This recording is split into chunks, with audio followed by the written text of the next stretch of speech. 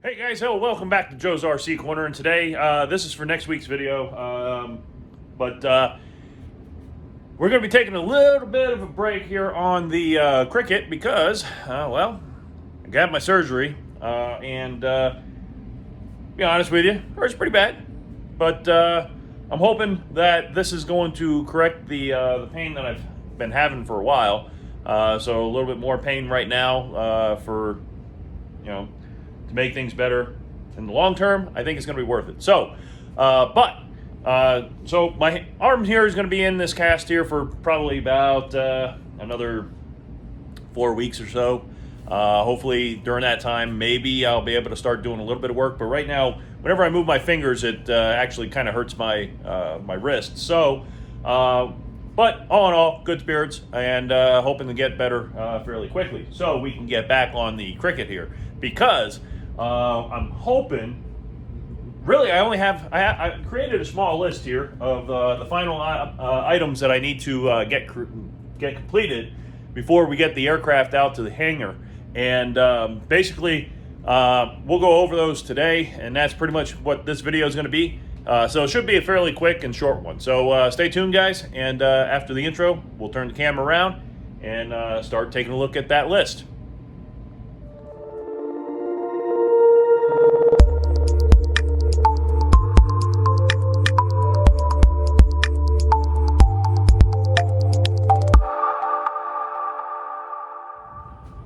Okay, guys, so like I said, welcome back after the intro, and like I said, we got a small list here of final items that I want to get completed on the aircraft before we get this out to the, get her out to the hangar.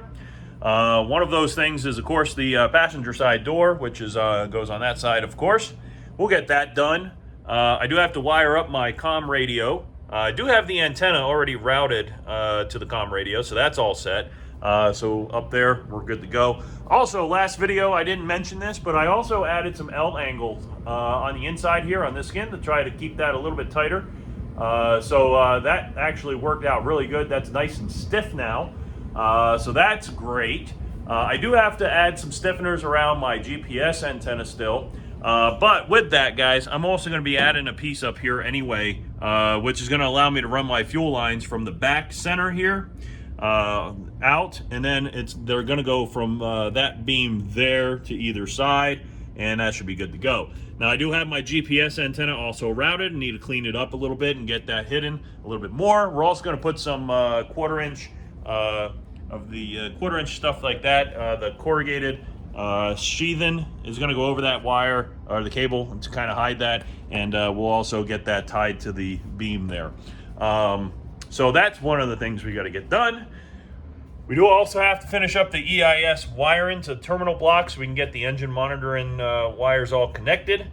Park and brake and bleed the brakes. We also got to get my park and brake cable in place so that way I can easily pull on the park and brake.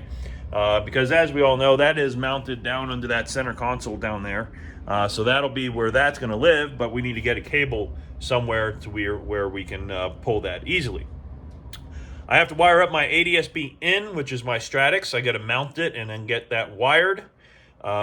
Fish the GPS for that is going to go up here in the center, so we'll get that taken care of.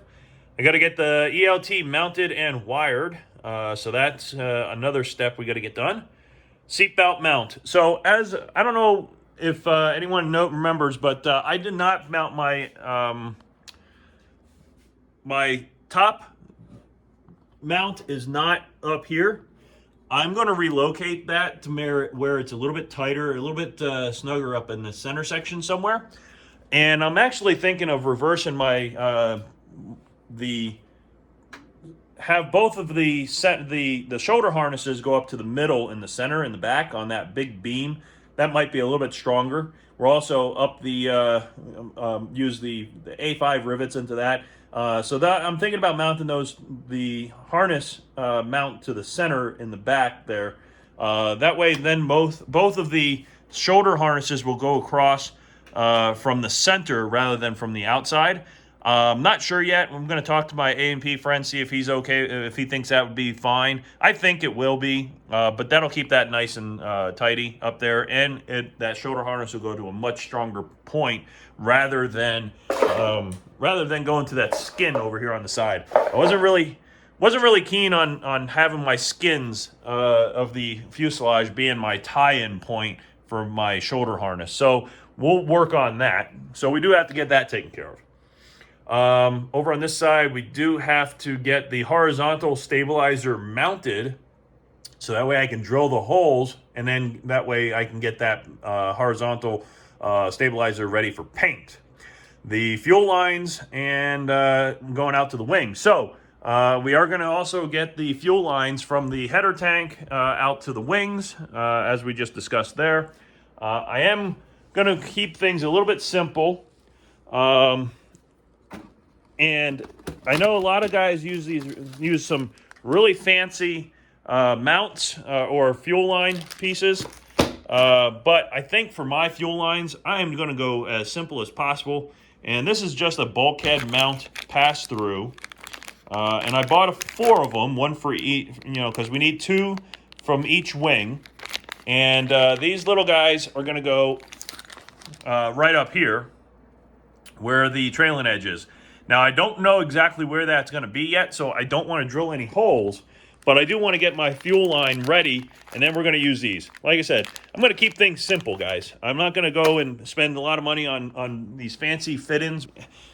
We're not going to go fancy there. We're just going to keep things simple. So that's the plan. That's what's going to go there. So we do have to get that kind of started and get the fuel lines kind of routed where they need to be, and then decide where they need to be mounted in the plane. Of course, I need to repack my wheel bearings because I did them by hand, and it's actually pretty hard to do those sealed bearings. The bearings that don't have those lines there. So what I ended up buying here is a wheel bearing packer here, and we're going to use that to repack all my wheel bearings to make sure that they're good to go. We don't want to have any failures on that, so we're going to pack those again, make sure they're good to go there. I do need to mount my flap switch and my elevator trim switch. So I haven't mounted those yet. As you can see, I haven't even cut the holes. So we do got to get those holes cut out and get those mounted so I know where they're going to be.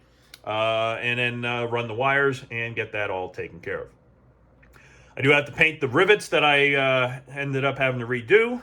Because of the fuel tank that goes in the back there.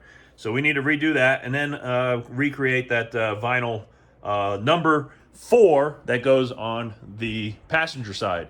Because I had to pull out that straight up and down on the other side. That's where the fuel tank goes for the header tank. So we got to replace that, and then we'll get that number 4 reprinted, recut out for the other side. And we'll get that taken care of. Okay, so that's what we have going on. So as soon as my arm is in better shape and it's not hurting as bad, we're going to go ahead and get started on that. And we'll get this aircraft ready to go. And then we'll go ahead and bring her out to the airport. So that's where we are, guys.